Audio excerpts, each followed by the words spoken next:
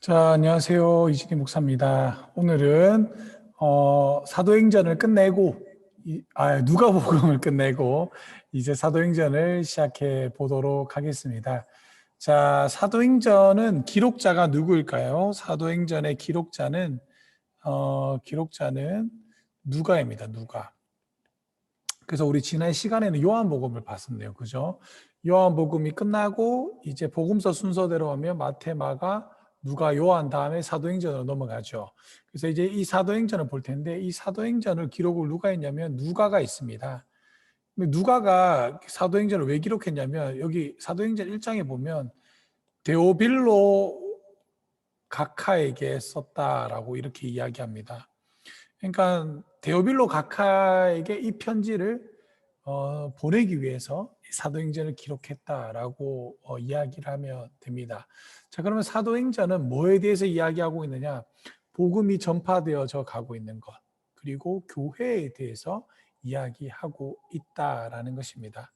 자, 그럼 보실까요? 자, 유대 땅에서 시작된 기독교가 어떻게 전 세계로 확장될 수 있었을까요? 교회는 어떻게 시작했을까요?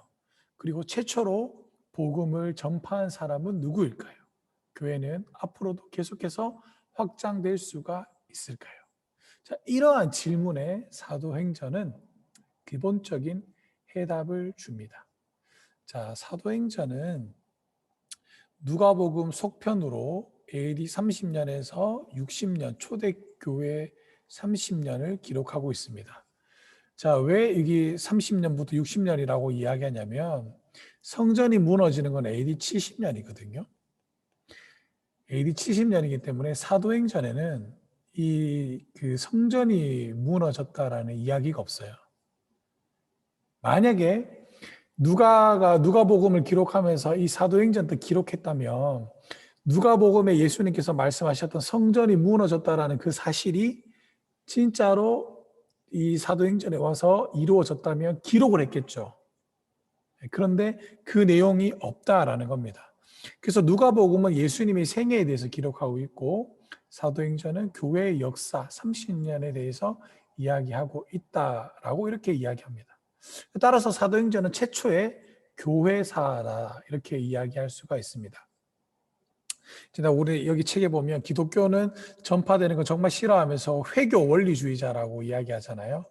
예, 왜냐하면 교회가 이렇게 전파되면서 크게 그 영향력을 받은 종교를 뽑으려면 유대교 그리고 이슬람교가 크게 영향을 받았다라고 또 이렇게 이야기할 수도 있겠습니다. 어쨌든 이 사도행전을 이해하는 데 가장 중요한 열쇠는 사도행전 1장 8절이에요.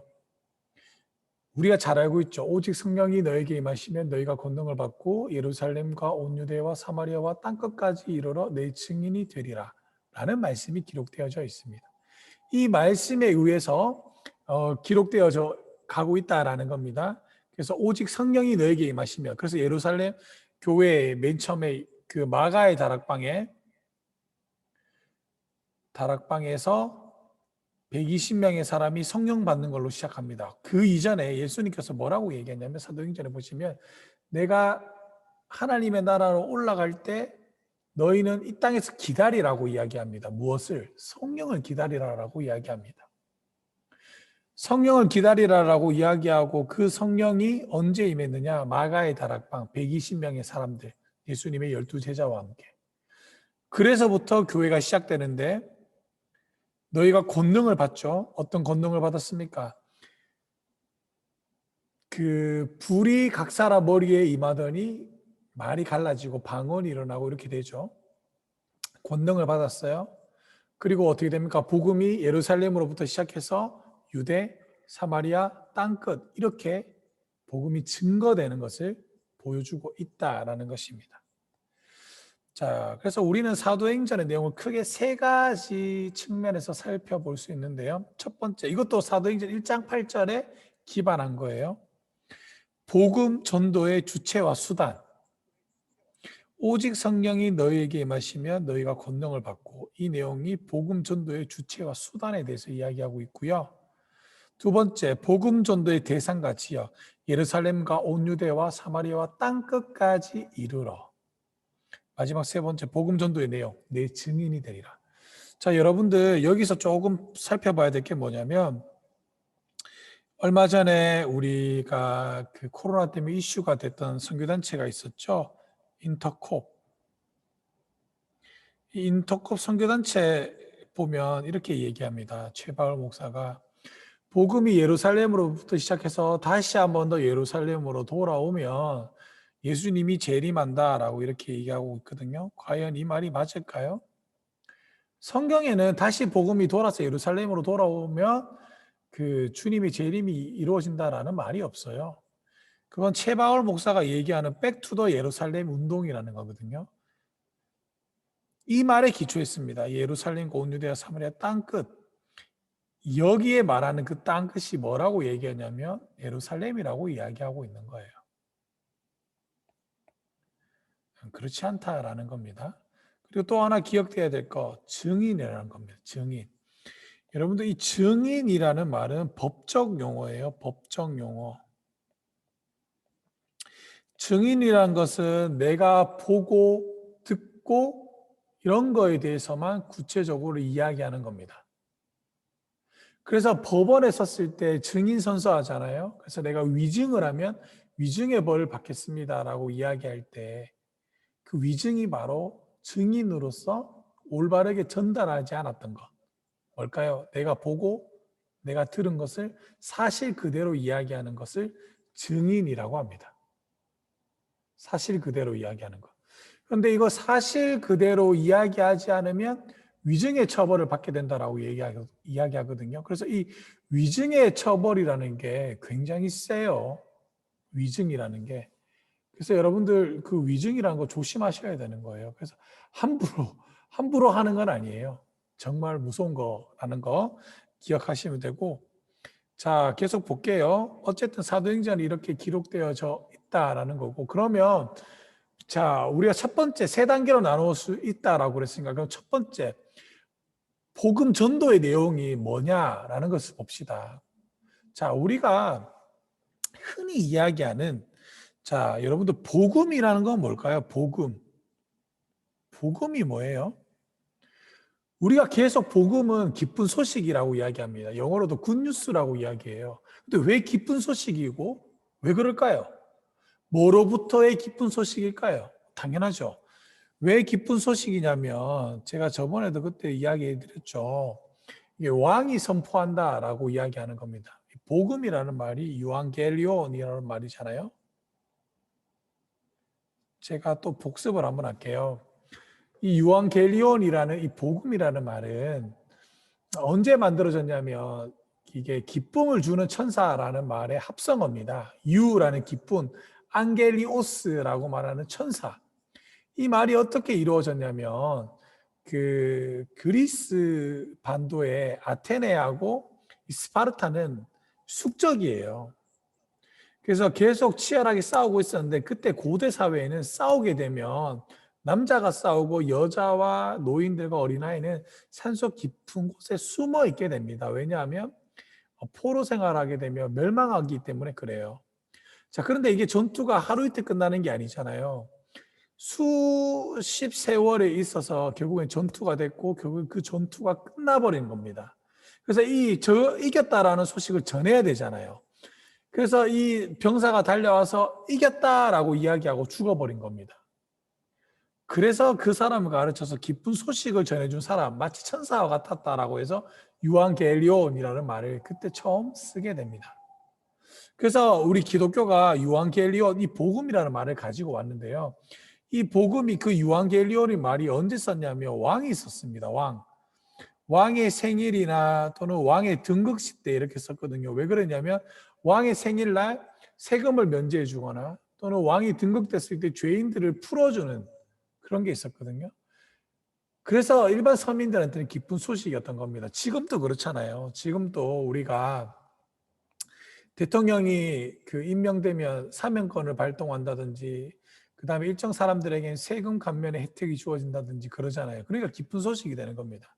그래서 이 복음이라는 것은 기쁜 소식인데 누가복음 4장 그 18절에서 그 20절 보면 주의 성령이 내게 임하셨으니 이는 가난한 자에게 복음을 증거하게 하시려고 나에게 기름을 부으사 포로된 자에게 자유를 눈먼 자에게 다시 전파하게 하면서 이런 축축 설명해줘요.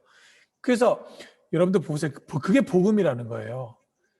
포로된 자에게는 기쁨이 뭘까요? 자유입니다. 자유.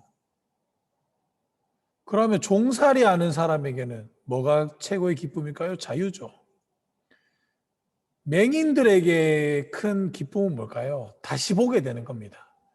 복음이 들어가면 이 모든 일이 가능해진다라는 거예요. 그래서 복음이라는 겁니다. 그러면 우리가 그 복음을 전한다라고 했을 때 복음의 전도 내용이 뭐냐? 복음 전도는 예수님의 삶과 죽음과 부활을 전하는 겁니다. 왜? 이것을 들어야지만 죽음에서부터 생명으로 맹인이 다시 보게 되고 포로된 자, 죄의 노예된 자가 어떻게 자유함을 누리게 된다라는 겁니다. 그래서 예수님을 한마디로 얘기해봐. 그리스도라고 얘기했잖아요. 그리스도라는 말은 다른 말로 뭐예요? 기름 부음 받은 자. 그러면 이 기름 부음 받은 자가 구약에 세 가지가 있다고 그랬죠. 뭐였어요? 왕, 선지자, 제사장. 이 세 가지의 직분을 예수님이 수행했기 때문에 그리스도라고 이야기한다라고 그렇습니다.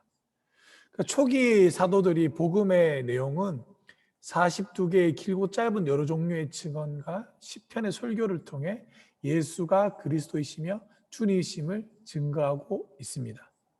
먼저 설교는 베드로의 설교 5편, 그 다음에 사도 바울의 설교 4편, 그리고 스데반의 집사의 설교 1편 이렇게 구성되어져 있거든요. 베드로의 설교를 좀 보시면 오순절 설교, 솔로몬 행각에서 설교, 그 다음에 산헤드린 공회 설교 2편, 그다음에 고넬료 집에서의 설교 이렇게 구성되어져 있습니다. 바울의 설교는 안디옥의 설교, 아테네 설교, 예루살렘 설교, 왕 앞에서의 설교, 그리고 스데반 집사는 순교 직전의 설교 이렇게 구성이 되어져 있다라는 것입니다. 자, 10편의 설교는요, 예수님이 그리스도시며 주님이심을 말하고 있습니다. 이처럼 복음 전도는 예수가 누구인가에 대해서 전하는 겁니다. 예수가 누구냐? 또한 복음 전도는 예수님이 주님이시라는 사실을 증거합니다. 초대교회는 장소를 불분하고 복음을 전하는데요. 사도행전 5장 42절에 보면 그들이 날마다 성전에 있든지 집에 있든지 예수는 그리스도라고 가르치기를 전도하기를 그치지 아니하더라 라고 이야기합니다. 그리고 바울도 이렇게 얘기합니다. 주 예수를 믿으라. 그리하면 너와 내 집이 구원을 받으리라.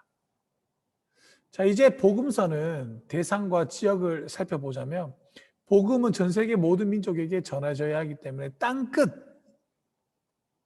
그래서 복음은 전파함에 있어서 인종적 차별이나 국적을 차별하거나 지역을 차별해서는 안 됩니다.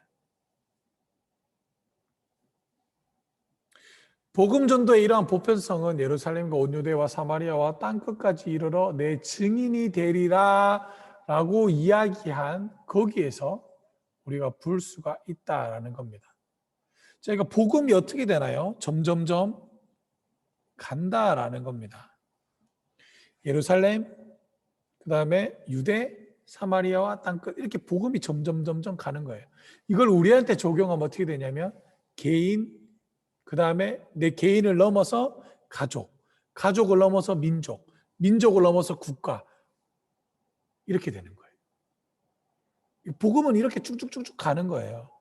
그래서 우리 기독교는 나 혼자만 구원 받아서 내 혼자만 잘 먹고 잘 사는 게 끝이 나는 게 아니라 다른 사람에게도 가야 된다라는 겁니다. 여기서 중요한 사실은 복음이 지리적인 확장이 유대에서 세계 모든 민족으로 흩어졌다라는 겁니다. 이게 대단한 거예요. 예루살렘이 유대 선교의 거점이라면 땅끝 로마는 이방인 선교의 거점이에요.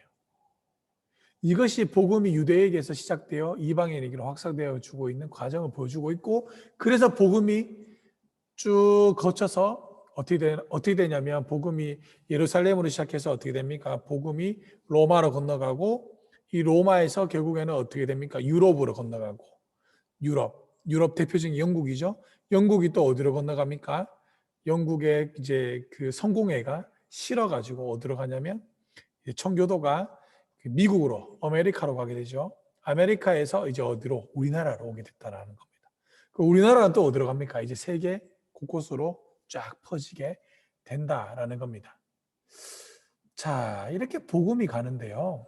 사도행전은 문화적인 장벽을 넘어 세계로 확장되어져 갑니다.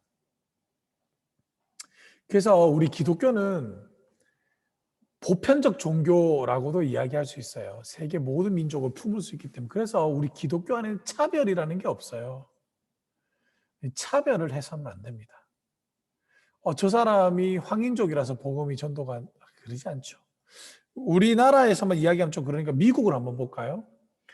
미국의 그 대표적으로 미국이 그 노예로 굉장히 뭐라 그랬냐면 돈을 좀 많이 벌었죠. 노예. 그런데 복음이 딱 들어가니까 문제가 생기는 거예요.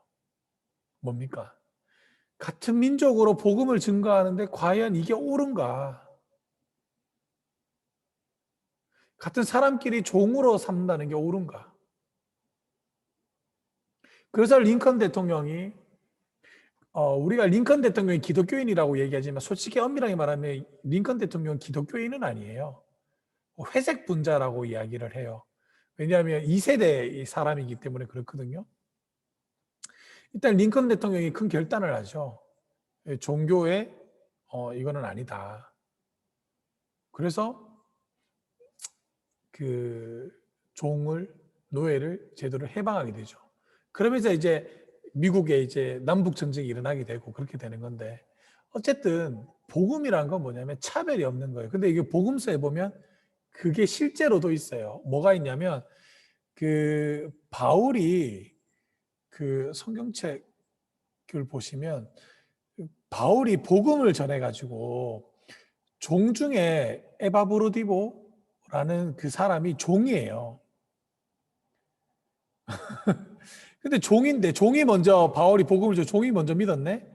근데 이 종의 주인도 예수를 믿어요.